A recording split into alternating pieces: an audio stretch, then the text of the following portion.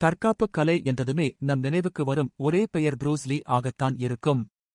உலகில் அதிகமாக தற்காப்புக் கலை பள்ளிகள் தொடங்கப்பட்ட ஆண்டு புருஸ் லீயின் என்டர் த டிராகன் எனும் திரைப்படம் வெளியான ஆண்டாகும். புருஸ் லீயின் திரைப்படங்களின் தாக்கம் எந்தளவிற்கு இருந்தது என்பதை இதன் மூலம் அறியலாம்.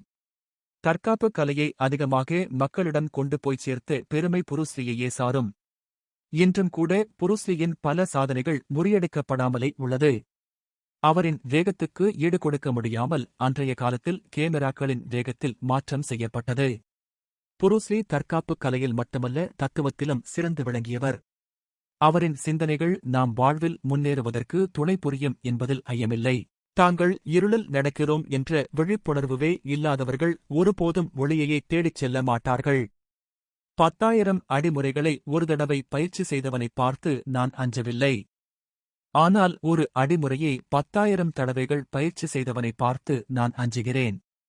நீங்கள் எதையாவது சாத்தியமற்றது என்று கூறும்போது நீங்கள் அதை சாத்தியமற்றதாக ஆக்கியுள்ளீர்கள். வெற்றியடைவது எப்படி என்பதை அறிய எல்லோரும் விரும்புகிறார்கள்.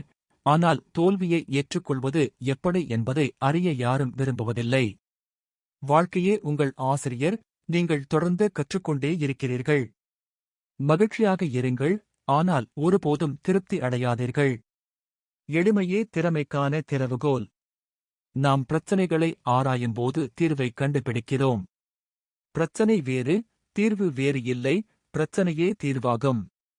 பிரச்சனையை புரிந்துகொள்வது பிரச்சனையை கரைந்து போகச் செய்கிறது. என்னைப் பொறுத்தவரை எதையாவது தோற்கடித்தல் என்பது வெறுமனே தற்காலிகமானது. தோற்கடித்தல் என்பது நான் செய்வதில் ஏதோ தவறு உள்ளது என்பதைச் சொல்கிறது. தவறுகள் எப்போதும் மன்னிக்கப்படக்கூடியவை, அவற்றை ஒப்புக்கொள்ள தைரியம் இருந்தால். துன்பங்கள் எங்கள் சிறந்த ஆசிரியர். ஒரு மனிதன் தொலைநோக்கியைக் காட்டிலும் கண்ணீர் மூலம் கூடுதலாக பார்க்க முடியும். உங்களைச் சுற்றி என்ன நடக்கிறது என்பதை அமைதியாக கவனித்துக் கொண்டிருங்கள். நீங்கள் நினைப்பது போல் நீங்கள் ஆகிறீர்கள். கற்றுக்கொள்வது மட்டுமே போதாது, அதை உபயோகிக்க வேண்டும். எப்பொழுதும் நீங்கள் நீங்களாகவே இருங்கள், உங்களை வெளிப்படுத்துங்கள். வெளியில் சென்று வெற்றிகரமான மனிதரை பார்த்து அவரைப் போலவே இருக்க முயற்சிக்காதீர்கள். உங்களைத் தவிர உங்களுக்கு வேறு யாரும் உதவ முடியாது என்ற உண்மையை நீங்கள் ஏற்றுக்கொள்ள வேண்டும்.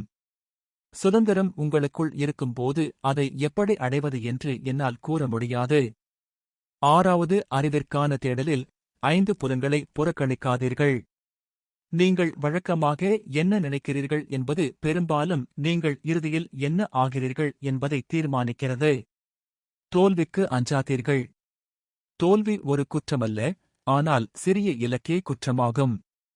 பெரும் முயற்சிகள் தோல்வியுற்றாலும் கூட அவை போற்றத்தக்கவை. விரக்தியடையாமல் உங்களால் எதையாவது செய்ய முடியும் என்பதை நீங்கள் கண்டுபிடிக்க மாட்டீர்கள். போராட்டங்கள் மூலமே நாங்கள் வளர்ச்சியடைகிறோம். மக்கள் ஒரே மாதிரியாக இருக்க முயற்சி செய்கிறார்கள். இதுவே அவர்களின் வளர்ச்சியைத் தடுக்கிறது.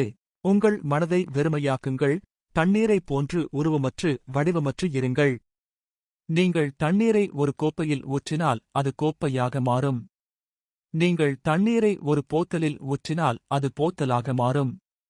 நீங்கள் அதை ஒரு குடுவையில் ஊற்றினால் அது குடுவையாக மாறும். தண்ணீரால் தடைகளை கடந்து செல்லவும் முடியும், அல்லது அதை உடைத்து எறியவும் முடியும். தண்ணீரைப் போன்று இருங்கள் நண்பா. இலகுவான வாழ்க்கைக்காக பிரார்த்தனை செய்யாதீர்கள். கடினமான வாழ்க்கையை தாங்கிக் கொள்வதற்கான வலிமைக்காக பிரார்த்தனை செய்யுங்கள். ஒரு புத்திசாலித்தனமான பதிலில் இருந்து ஒரு முட்டாள் கற்றுக்கொள்வதை விட ஒரு முட்டாள்தனமான கேள்வியிலிருந்து ஒரு புத்திசாலி அதிகமாக கற்றுக்கொள்ள முடியும். மேலும் இதுபோல வீடியோஸ்க்கு எங்கள் சேனலை மறக்காமல் சப்ஸ்கிரைப் செய்யுங்கள். உங்கள் ஆதரவு எங்களுக்கு மிக முக்கியம்.